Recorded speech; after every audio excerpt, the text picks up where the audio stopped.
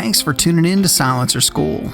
This is going to be a new series of videos that we do that will consist of short instructional videos that will help new and experienced silencer owners get the most out of their purchases. We're going to cover things from the most basic things all the way up to more advanced topics and separate them all into small, short videos on the given subject rather than having one massive hour-plus long video about everything. This will save you time and allow you to tune right into the subject you want to see. When I first got into guns, if it looked cool and functioned, that was about all I cared about. And that explains the couple 7.5-inch 5.56 guns that I own. But as I started to appreciate ballistics more and focusing on what a particular caliber was trying to accomplish and using the ideal barrel length coupled with that caliber to achieve those goals. Before we really get into it, a huge shout out to Silencer Shop for sponsoring today's video and the whole Silencer School series. Silencer Shop has revolutionized the NFA process and made silencers so much easier for the regular guy to get. A barrel too short for a given caliber and you're not getting enough powder burn and velocity so the round doesn't have much power behind it. A barrel unnecessarily long just gives you a massive cumbersome rifle that you may not need for that given caliber.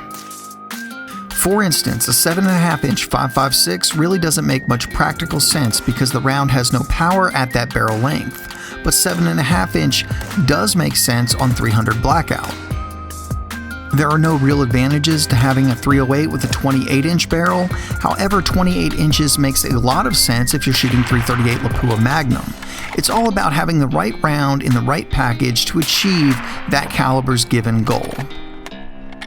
Recently, I picked up a Sig Rattler cane brake, and this is a very cool gun. It's short, compact, has some great features, feels really well built.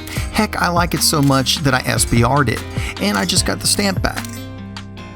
I obviously like it a lot, but it has a 5.5-inch barrel, and even by 300 Blackout standards, that is really short. It does have a 1 in 5 twist, which, by the way, if you're looking at getting a 300 Blackout gun, I wouldn't get it unless it had that twist rate, but that may be a topic for another video. But I wanted to know exactly how much velocity and energy am I losing by going from, say, an 8-inch or 7-inch to the 5.5-inch that the Sig features. So I got out some of my 300 Blackout guns and decided to do some velocity testing to see just how much speed we are losing. Just so you know what you'll be looking at, the longest barrel we have in the test will be the Daniel Defense M4 300, which has a 10.3-inch barrel. This is also the only gun in the test with a 1 in 8 twist. Not that that should have any effect on velocity, but it would on accuracy. The Q Mini Fix will be next with the 8-inch barrel, followed by the Q Honey Badger that has a 7-inch barrel, and then finally the Sig Rattler cane brake with a 5.5-inch barrel. Just to keep everything the same, we'll be using the Q Thunder Chicken on all the guns. To measure the velocity, we're going to be using a lab radar that Optics Planet helped me get my hands on. Be sure if you're getting anything from Optics Planet, use the code ALABAMA. It'll save you some money and help the channel out at the same time. If you've never seen one of these are really cool. It uses a Doppler radar to measure the speed of the projectile, and we'll be using it with the external microphone on the subsonic rounds.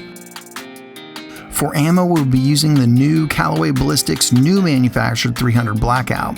Compared to their remanufactured offering, this all-new brass offering will lead to greater consistency due to all the brass being true 300 Blackout brass and not 223 or 5.56 brass that has been made into 300 Blackout.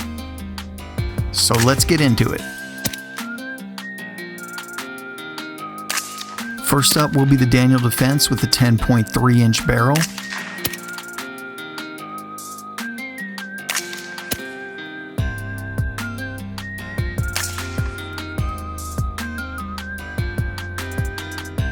Looks like we have an average speed of 1069, and that should be the fastest of the group. Kinetic energy would be 558 foot-pounds. Next up will be the Q Mini Fix with an 8-inch barrel. And yes, I know there's no optic on it. I needed it on another gun. The life of a gun tuber.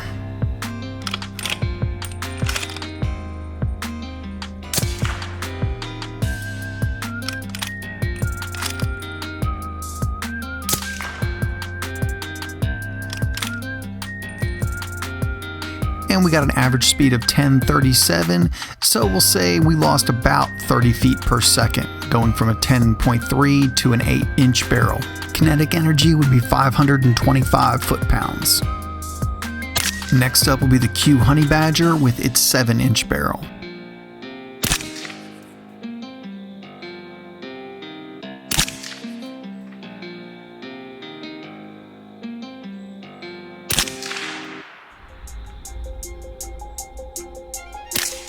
Kind of interesting, going from an 8-inch barrel to a 7-inch barrel, we've lost over 30 feet per second, giving us an average speed of 1,001 feet per second. Kinetic energy would be 490 foot-pounds.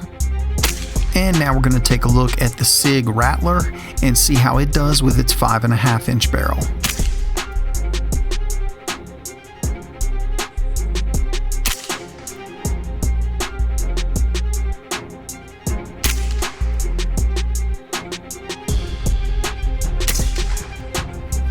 Going down to a 5.5-inch barrel, we've lost another almost 40 feet per second for an average of 962 feet per second. We're going to get a kinetic energy of 452 foot-pounds. Some interesting notes from this. We had the most significant speed loss going from the 7-inch barrel in the Honey Badger to the 5.5-inch barrel in the Rattler, even though that wasn't our largest difference in barrel lengths, because that would be the Daniel Defense at 10.3 inches to the Fix at only 8 inches. Kinetic energy always stayed in an effective range for self-defense, but if you were going to go hunting with one of these guns, you would definitely want to use an expanding projectile. So at least from my perspective, I still think the SIG Rattler would be very effective if I ever had to use it in a self-defense situation. At 452 foot-pounds of kinetic energy, that still leaves it slightly more powerful than a 45 ACP and slightly less powerful than a 357 Magnum. However, I will say if I were going to hunt with any of these, I would probably want the barrel lengths to be greater than 5.5 inches, and I would definitely use an expanding projectile, but people do hunt with subsonic 300 Blackout all the time. As always, guys, thank you so much for watching, and a huge thanks goes out to Silencer Shop for sponsoring today's video. Be sure to check them out for silencers, silencer parts, and of course the easiest method to file your NFA paperwork. And guys, if you're not subscribed to the channel, go ahead and hit that subscribe button right now. As always, we've got some really big reviews in the works, some really big silencer reviews in the works, and you definitely don't want to miss those. You can find out what's being reviewed in real time on our Instagram and Facebook pages, so be sure to check us out there as well.